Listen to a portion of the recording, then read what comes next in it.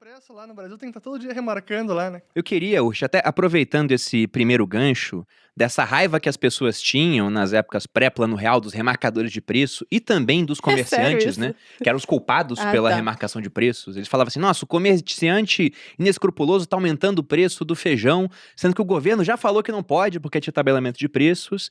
E o brasileiro, ele confunde muito o que é causa e o que é consequência de inflação. Ele vê lá os preços aumentando e fala, olha, isso aqui é inflação e a culpa é de quem remarca o preço, de quem mais seria. É ele que tá aumentando o preço lá. Exatamente, mas o que seria a inflação, a causa dela? Na verdade, aumentar o preço seria só a consequência do negócio. É consequência. Realmente, esse pra mim é o tema principal que todo mundo deveria aprender na escola.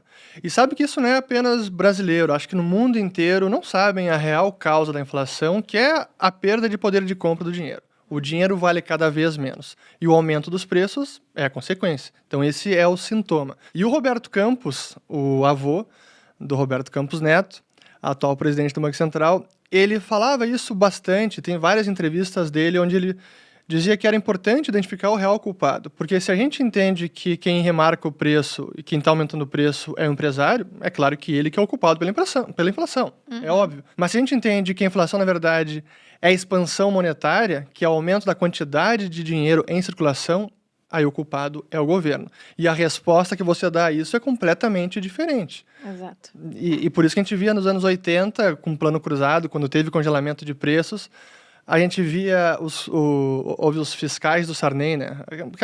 Cada bizarrice que a gente teve é uma loucura. E os caras dando voz de prisão para dono de supermercado que estava lá remarcando o preço fora do que tinha na tabela lá, né? Que estava tudo congelado.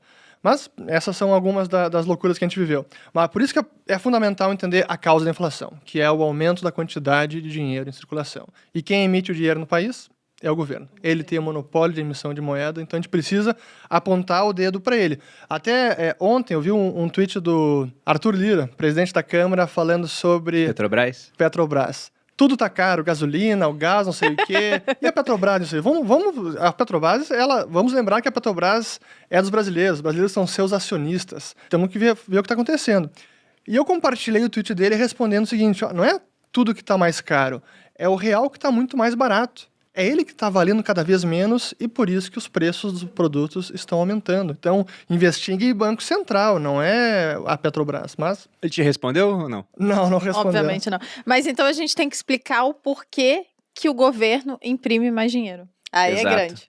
Há várias causas para isso, né? Porque governos, na hora de se financiar, eles têm algumas formas de fazer isso. Eles podem aumentar impostos, o que é muito impopular, quem gosta de pagar mais imposto. Tanto que quando você vê youtubers falando disso, recentemente tivemos um muito grande falando, olha só, o pessoal que é muito rico tem que pagar mais imposto. O que era o muito rico? Mais rico do que ele, né?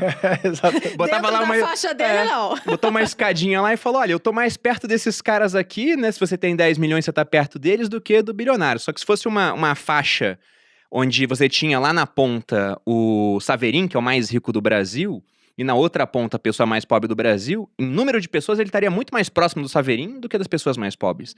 Mas em todo caso, ninguém gosta de mais imposto. Outra maneira é emitir mais dívida. Mas uma hora a dívida fica tão grande que o pessoal acha que não vai ser paga, vai começar a ter uma cobrança de juros maior.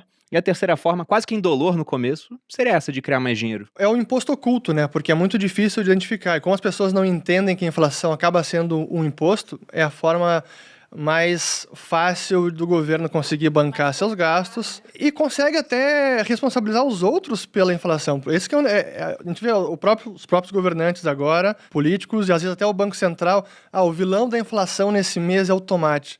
Não, porra! É o chuchu. Não, é o próprio Banco Central. É o próprio. Mas a gente vê isso, né? Acho que recentemente também tive uma matéria que eu li do Valor Econômico, e tinha os vilões da inflação nesse ano.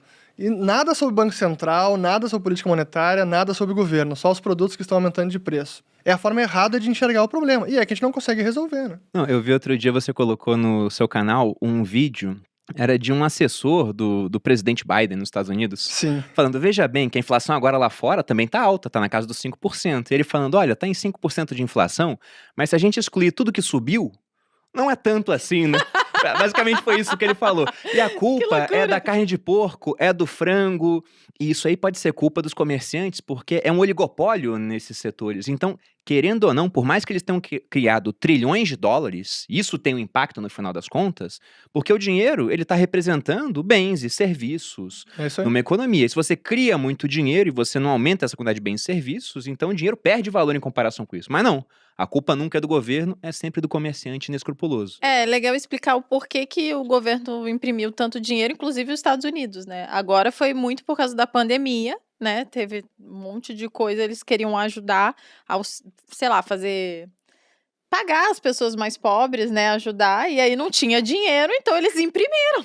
É super mais fácil, né? Imprimir entre aspas, né? Como é que é essa criação de dinheiro Pois hoje? é, acho que essa é uma parte importante, que é um pouco mais complexa até, porque Porque o dinheiro é digital. o dinheiro é digital, porque os bancos também criam dinheiro, eles criam a chamada moeda bancária. Quando eles fazem um empréstimo, eles estão efetivamente criando uma moeda bancária e que funciona como se moeda fosse, e isso impacta a inflação também. Então, entender toda a mecânica do processo de criação de dinheiro que é a chave.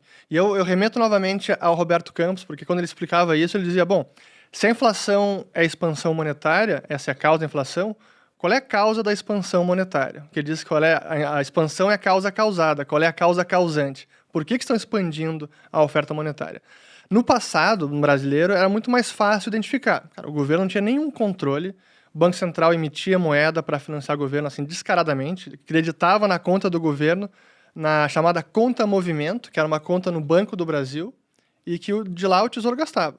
Então, digamos que entrava no vermelho sem parar e o Banco Central injetava dinheiro para cobrir essa conta. Então, era um descontrole completo. Mas com o Plano Real conseguiram controlar essa emissão monetária no Brasil.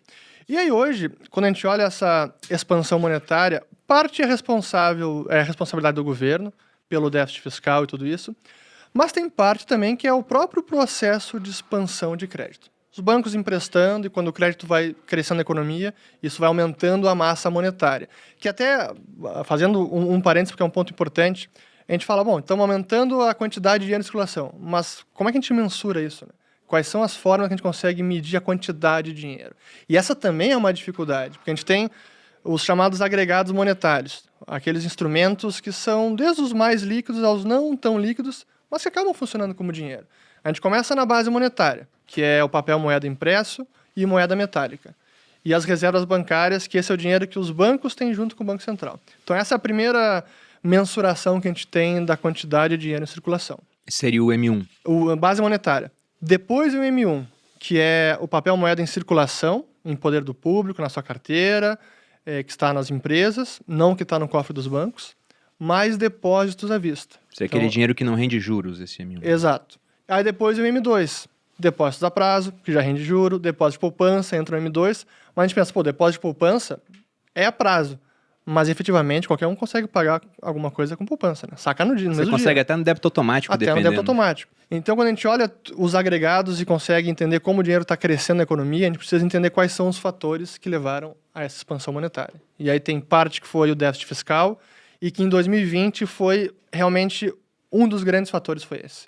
No Brasil, nos Estados Unidos, assim, um negócio absurdo, que nos Estados Unidos não acontecia em 80 anos, olhando essas estatísticas de quantidade de dinheiro, subindo a quase 30% ao ano o M2. Isso realmente, nos últimos 50 anos, a média de crescimento anual era cerca de 5%, 8%. E aí foi para 30%. E é claro, a gente está vendo agora o resultado nos índices de preço.